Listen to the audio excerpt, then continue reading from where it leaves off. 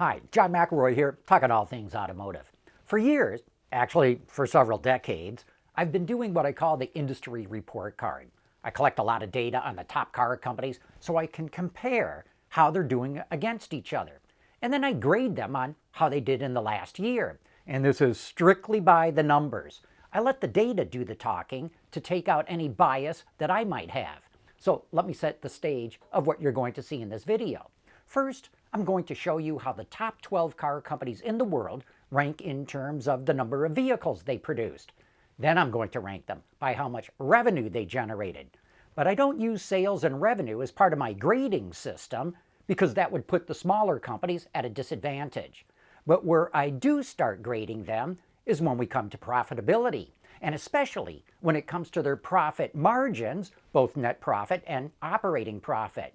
I also rank them by how much profit they made on each vehicle they sold and by how much revenue and profit they generated with each and every one of their employees. This gives you a good idea of how well the executives at these companies manage their business. I give them points for how they're ranked in each category, and then I add up all the points to see who did the best and who did the worst. And then I give them letter grades based on that, and I'll show you their grades at the end of this video. So let's start out by ranking the car companies in terms of how many vehicles they sold last year. Toyota and Volkswagen topped the list with more than 8 million vehicles each.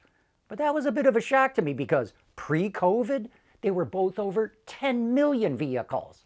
And look at the Hyundai Group in third place. I think a lot of people will be surprised to learn how big it's grown to be.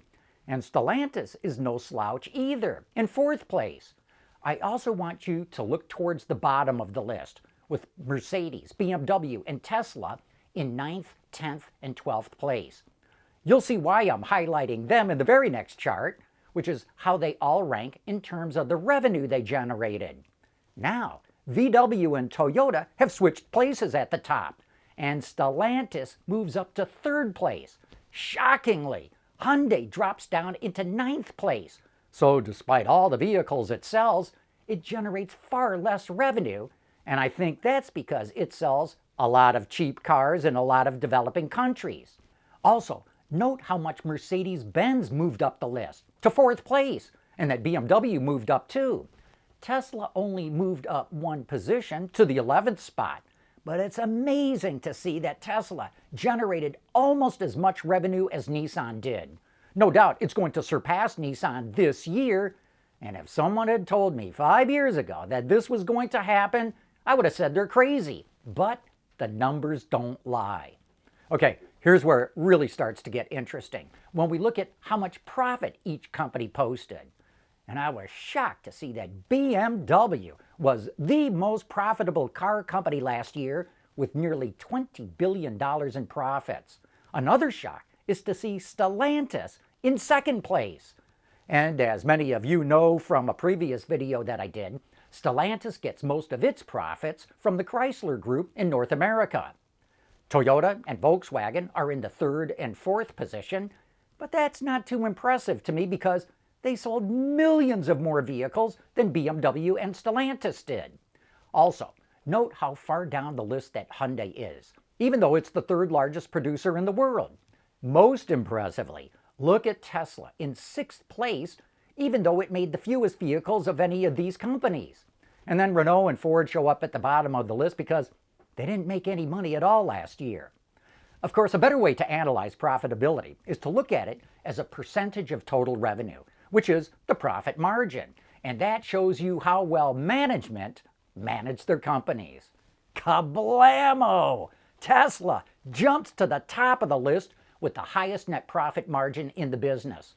BMW and Mercedes are in second and third place, and Stellantis outperforms all the other full-line legacy manufacturers in fourth. Toyota, General Motors, Volkswagen, Hyundai, and Honda are all clustered in the 5% to 7% range, which is very typical for legacy full-line automakers. But looking at net profit alone doesn't give you enough insight. That's because net profit can be affected by things like special charges and write-offs and different tax rates. So I rank them all by their operating profit margin. Operating profit tells you how well they ran their operations without any of those other financial adjustments. And once again, Tesla tops the list, and by a wide margin, with a 17% operating profit margin. Mercedes is in second, but with Stellantis hot on its heels, and BMW is the only other one with a double-digit margin. I think a decent return for full-line legacy automakers is an 8% operating margin. VW achieved that, but all the others missed it. And as you'll see later, this really hurt the grades they got. Of course, talking about percentages is kind of abstract for most people. So the next category is all about something most people can relate to. How much money each company made for every vehicle they sold. That is, their net profit per unit. And by this point, I'm sure you're not at all surprised to learn that Tesla, once again, is at the top of the list. It made a net profit of $9,557 for every vehicle it sold. But I'm also impressed with BMW's net of $8,166. Mercedes-Benz has got to be scratching its head over why BMW makes more than it does. And here's something else that I need to point out. I always thought that scale really counted for something in the auto industry. The more vehicles you make, the more you can spread out your costs, and the higher your profit margins should be. And the more vertically integrated you are, the more profitable you should be. But look at where Toyota and Volkswagen are on this list. In 5th and 6th place. They have more scale and a higher level of vertical integration than all the other legacies. Not as vertically integrated as Tesla, but more than all the others. And yet their scale and vertical integration does not seem to give them much of an advantage. Also, note how little profit the Hyundai Group makes on all the vehicles it sells. Only $831. No wonder they want to ramp up the Genesis brand as fast as they can. They need to sell more cars with higher profit margins. Okay, operating profit is a good indicator of how well an automaker ran its operations, but how much did it get out of its people in terms of revenue and profit? And now BMW jumps to the top of the list. It's the only automaker in the world that generated $1 million for every person on the payroll. Mercedes-Benz, General Motors, and Ford all generated over $900,000 per employee. But everyone else made less, and in some cases, a lot less. One reason the Volkswagen Group is at the bottom of the list is that it employs far more people than any other automaker. 675,000 people. That's more than General Motors, Ford, and Stellantis put together. But the rankings change when you look at how much profit each company generated per employee. BMW is still at the top of the list, but Tesla jumps into second place, with Mercedes not too far behind. GM and Stellantis are almost even Steven, and VW and Hyundai didn't do very well, even though they're far better off than Nissan, Renault, and Ford, which come up at the bottom of the list in most of these charts. Okay, so now we get to the moment of truth. When you put all these categories together and add up all the points, who came out on top? Just so you know my methodology, since there are 12 companies, I gave them points in descending order depending on how they did in each category. So if a company came in first place in a category, it got 120 points.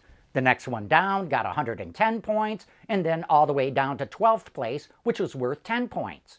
Then I added up all the points for each company in each category and gave them a grade based on how they did. So now it's time for you to see what kind of grade they got on their report card. Drum roll, please.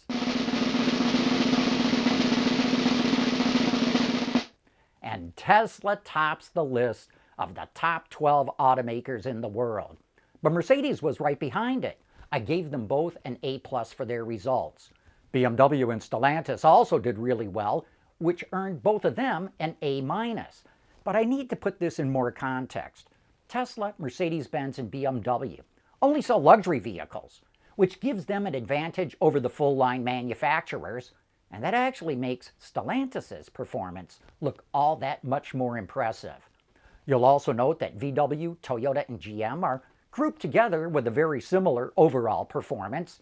And then, since the average for all the automakers was a score of 327 points, Everyone who came in below average was graded accordingly, and the ones which performed well below average earned poor grades. So there you've got it, the 2023 industry report card. I really got a kick out of putting all these numbers together, and I hope this helps you get a better insight into what's going on in the global automotive industry.